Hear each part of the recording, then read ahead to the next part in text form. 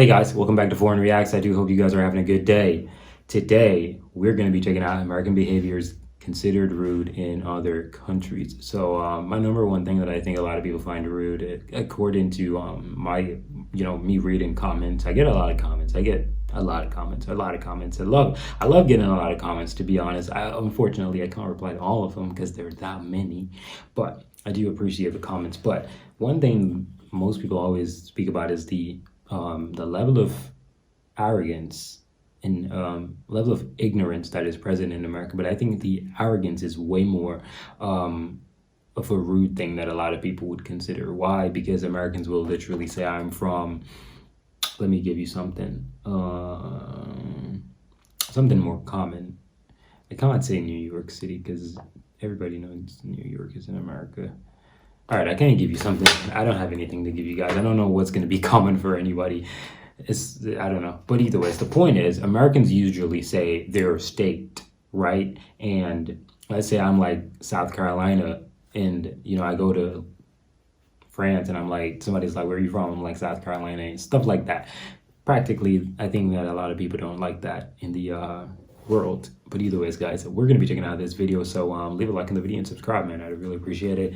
We almost have 10,000 subscribers, and I want you guys to subscribe and help this channel to get to 10,000 subscribers, man. Either ways, guys, let's get right into it. The big, brash, rude American. An unfair stereotype made up by non-Americans harboring enmity towards a hegemonic culture that has bled into almost every crevice of the world? Or an unassailable truth that Americans should take counsel for? The concept of the rude American has been around a while. Mark Twain wrote about the phenomenon of the loud, gauche American upsetting the locals on his travels, while a novel and later a movie starring Marlon Brando was called The Ugly American. If you are American and watching this, you might take some solace in the fact that the Chinese are making the headlines these days as the world's most badly behaved tourists. The question is, are the Yanks really that bad? That's what we intend to find out in this episode of the infographic show, American Behaviors Considered Rude Around the World. Don't forget to subscribe and click the bell button so that you can be part of our notification squad. If there is one thing Americans, fairly or unfairly, are accused of, it's being too loud. This has been an accusation going around for some time. Is it actually true? Well, a lot of opinion articles out there seem to think so. There is no scientific evidence, however. A story published by the Huffington Post once blamed this loudness on the fact that awareness of how personal actions impact others seems to be a weak point for Americans in general. The loud Chinese tourist groups are said to be partly a result of personal space or lack thereof. But Americans have space, for the most part. Some people take American loudness seriously too. One cafe in Ireland made the headlines in 2014 because of a sign in its window, "No bus/coach or loud Americans. Thank you." This sparked outrage in America, but we might ask if all these quiet objectors have a point. American writer and social critic Hunter S. Thompson may have put the alleged loudness down to privilege, pride, and too much belief in personal power. But in America, perhaps making yourself heard is a-okay. Unfortunately for loud folks, in some cultures it isn't. What many tourists traveling in the USA don't realize is that tipping in some situations is not just an act of kindness, but due to low wages, the tips are actually expected. Not tipping in some situations would be plain rudeness. It can also work the other way in other countries. Tipping can be insulting in some cultures, just as walking up to someone in the street and handing them $1 because you thought their shoes were tatty would be insulting. If Americans plan on going to Japan, for instance, they shouldn't tip, rather they should just be polite and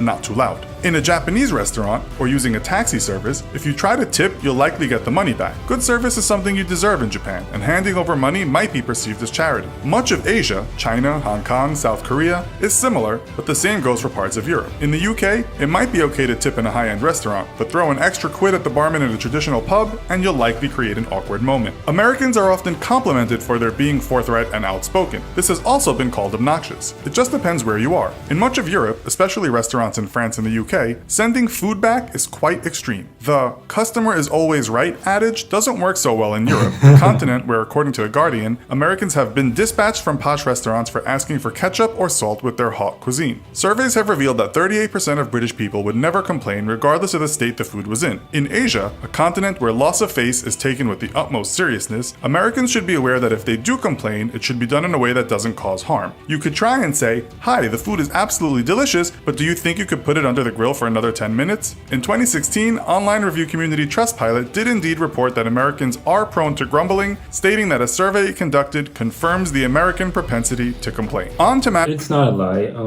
It's not a lie. I can't sit here and act like it's not the truth. It is the truth that Americans really complain a lot.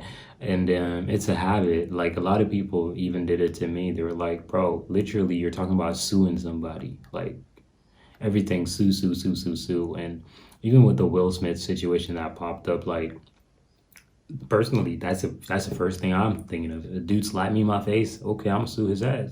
You know what I'm saying? So it's really an American thing for real. So I'm not even mad at anybody who says that. Like I'm not even mad, to be honest. I used to be mad, not mad anymore, because it's just the truth. You just gotta own up to the truth, man. If that's who you are, that's who you are. Of a more sartorial nature. There's a meme making the rounds in which tech billionaires Bill Gates and Mark Zuckerberg are complimented for their rather informal and unshowy dress code. Americans like to don a pair of flip-flops and a t-shirt now and again, but do this on a date, in a government office, or at a house party in some countries, and it could be perceived as you insulting the person or people you are meeting with. In parts of the developing world, if you have the money, you are expected to wear the money, as some people can't be that fortunate. Never dress down when you have an appointment in Asia, and for women, remember that showing too much skin could be conceived as impolite. In Thailand, for instance, while a backpacker won't get thrown out of a government office for wearing shorts and a tank top, that person's breach of Thai propriety will result in them probably just having a harder time than other tourists in that office. If you don't care, they won't. In 2013, the world's richest man, Bill Gates, was mired in controversy after he apparently disrespected South Korean President Park Geun-hye by shaking her hand with his other hand in his pocket. We already know Gates is not one to stand on ceremony, but his lackadaisical greeting was seen as brazen to the Korean press. Cultural difference or an act of disrespect? Asked one newspaper, and Koreans took to social media to mount a show of dismay. Even considering the cultural difference, there is an appropriate manner for certain occasions, wrote one commenter, but to most Americans, such an act would...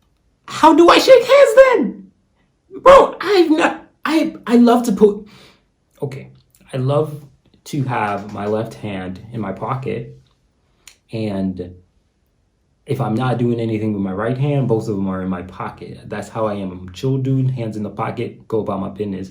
If somebody requests to shake my hand, I lean forward, give them a firm shake with the right hand, put it back, done with you. Move about my business. I've never known there was a proper way of shaking hands apart from giving a firm shake and, stuff like that. But I've never known that you're not supposed to have you have to have your hands out of your pocket to shake. I ain't never knew that.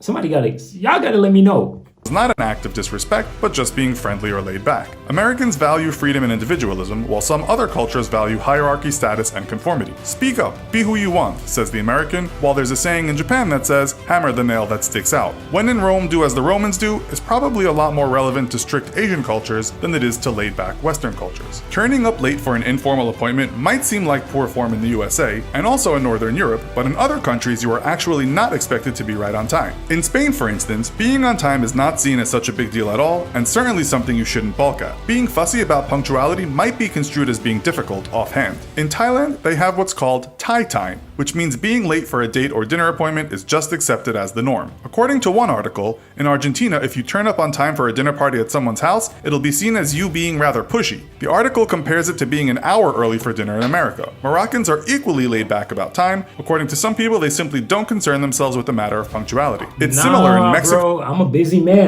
man. You come up late, you get left. That's just me. I'm sorry. I'm not. No, that's my thing right there. If somebody says 7 o'clock, you can get me there at 6:45, 6:30. I'm not pulling up late, period.